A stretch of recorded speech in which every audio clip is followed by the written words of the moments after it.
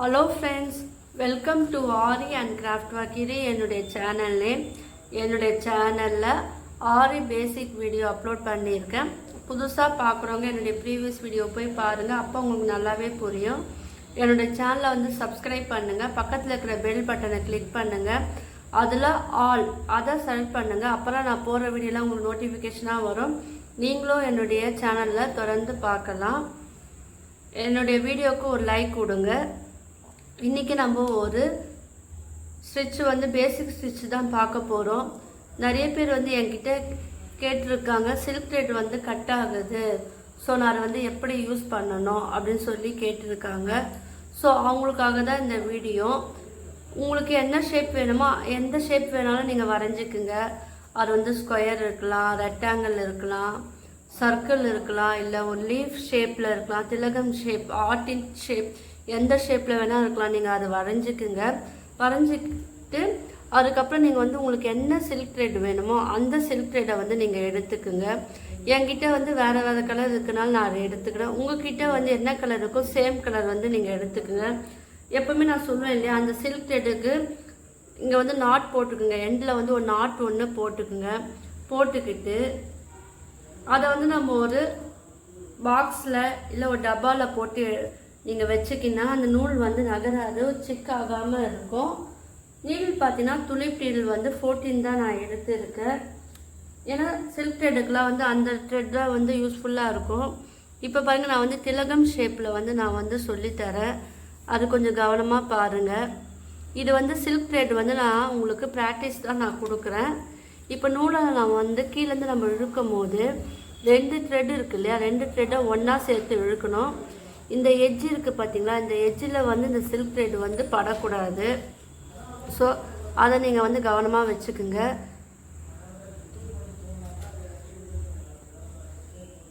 இப்போ என்ன பண்ணோம், நம்ம வந்து ஃப்ரண்ட்டு சைடு தானே போகிறோம். அப்போ ஃப்ரண்ட்டு சைடு வந்து ஏற்றா போல் சில்க் த்ரெட் வந்து நம்ம வந்து அந்த சைடு வந்து நம்ம போகணும்.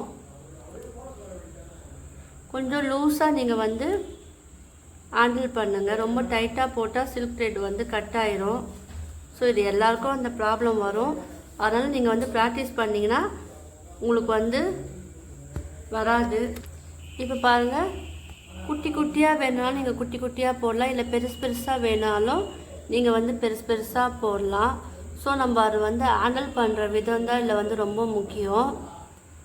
பார்த்தீங்களா, இல்லை நம்ம இப்போ வந்து இது எதுக்காக சொல்கிறேன், அந்த எட்ஜில் வந்து நம்ம எப்படி வரணும் அதுக்காக தான் இந்த வீடியோ நான் எடுத்து போடுறேன். ஒரு லாக் ஸ்டிச் போட்டுட்டு அதுக்கப்புறம் நீங்கள் வந்து இதை ட்ரை பண்ணுங்கள். நம்மளுக்கு அந்த திலகம் ஷேப் வந்து நம்மளுக்கு நல்லாவே வரும். இப்போ நம்ம நீடில் வந்து இந்த சைடு நம்ம போடுறதுனால கீழ் நோக்கி நம்மளுக்கு வந்து வரணும். இப்போ பாருங்கள், நான் கீழே நோக்கி நான் வரேன் இல்லையா, போடுறேன் இல்லையா. ஸோ சில்க் த்ரெட் வந்து கீழ் நோக்கி நம்ம வந்து ஹேண்டில் பண்ணோம். அதுக்கேற்றப்பல நம்ம ஊசியை வந்து நம்ம கீழ் நோக்கி நோஸ் பகுதி வந்து வரணும். நீங்கள் பொறுமையாக ப்ராக்டிஸ் பண்ணிங்கன்னா உங்களுக்கு வந்து வரும். இந்த எட்ஜு பார்த்திங்கன்னா நம்மளுக்கு வந்து ஓரளவுக்கு ஷார்ப்பாக வந்திருக்கு பார்த்தீங்களா, அந்த மாதிரி தான் போடணும். நீங்கள் வந்து குட்டி குட்டியாக போட்டும் பழகலாம், இல்லை பெருசாகவும் நீங்கள் பழகலாம். சரி, நான் வந்து உங்களுக்கு தெரியறதுக்காக மீடியமாக போட்டேன், இல்லைன்னா இன்னும் குட்டியாக கூட நான் போட்டிருப்பேன். ஸோ பார்த்து நீங்கள் பொறுமையாக போடுங்க. சில்க் த்ரெட்டில் வந்து நிறைய ட்ரிக்ஸ் அண்ட் டிப்ஸ் இருக்குது. ஸோ நீங்கள் வந்து கவனமாக பாருங்கள், வீடியோ வந்து ஸ்கிப் பண்ணாதீங்க. நீங்கள் வந்து நான் வீடியோ வந்து ரொம்ப லென்த்தாக போட்டால் நீங்கள் வந்து பார்க்க மாட்டீங்க, நீங்கள் எல்லாம் ஸ்கிப் பண்ணிவிட்டு போயிடுறீங்க. ஸோ நீங்கள் டீட்டெயிலாக கற்றுக்கணும், ஆரி சம்மந்தப்பட்ட முக்கியமான விஷயங்கள்லாம் தெரியணுன்னா நீங்கள் என்னுடைய கிளாஸில் வந்து ஜாயின் பண்ணலாம். அதுக்காக நான் கீழே வந்து டிஸ்கிரிப்ஷனில் வந்து என்னுடைய மொபைல் நம்பர் தரேன், அதில் வந்து நீங்கள் கால் பண்ணலாம். இல்லைனா கால் பண்ணலன்னா நீங்கள் வந்து வாட்ஸ்அப் மெசேஜ் பண்ணலாம். நீங்கள் என்னுடைய வாட்ஸ்அப் லிங்க்லேயே வந்து நீங்கள் ஜாயின் பண்ணிக்கலாம். ரொம்ப கம்மியான அமௌண்ட்டில் தான் நான் வந்து உங்களுக்கு சொல்லித்தரேன். ஸோ உங்கள் எல்லாருக்கும் வந்து யூஸ்ஃபுல்லாக இருக்கும். நீங்களே மெட்டீரியல் வாங்கி என்கிட்ட கற்றுக்கினாலும் ஓகே, இல்லை உங்களுக்கு மெட்டீரியலும் வேணும்னாலும் நான் வந்து உங்களுக்கு வந்து கொரியரும் நான் பண்ணுறேன். அதுக்குரிய சார்ஜ் என்னவோ நீங்கள் வந்து ஃபஸ்ட்டு சென்ட் பண்ணிடுங்க.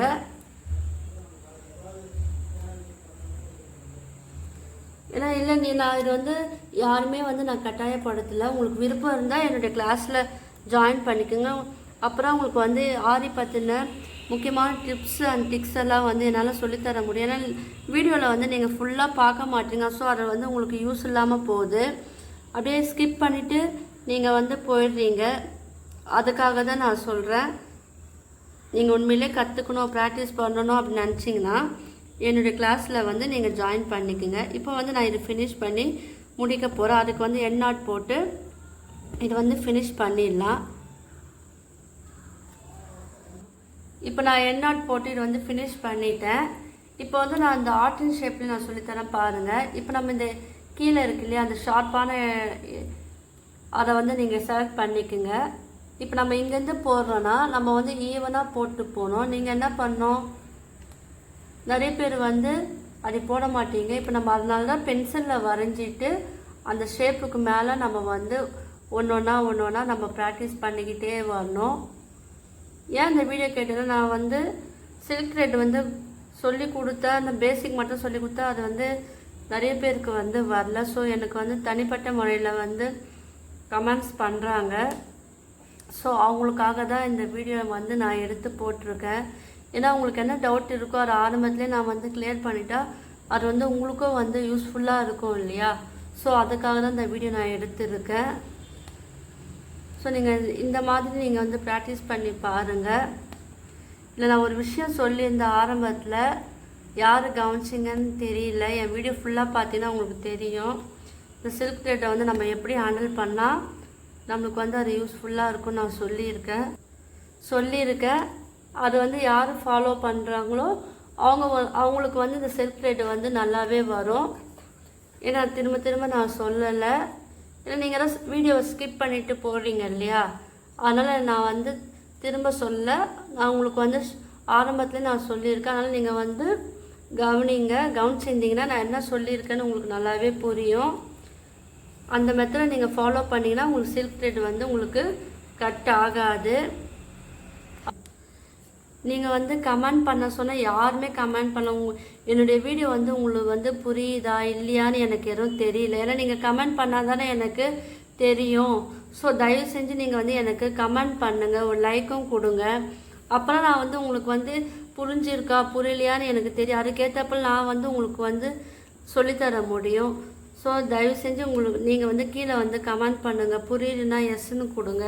இல்லை இதை விட நல்லா சொல்லித்தரணுமா அதுக்கும் நீங்கள் வந்து கமெண்ட் பண்ணலாம். இதெல்லாம் எனக்கு வந்து ஒரு சப்போர்ட்டாக இருக்கும்.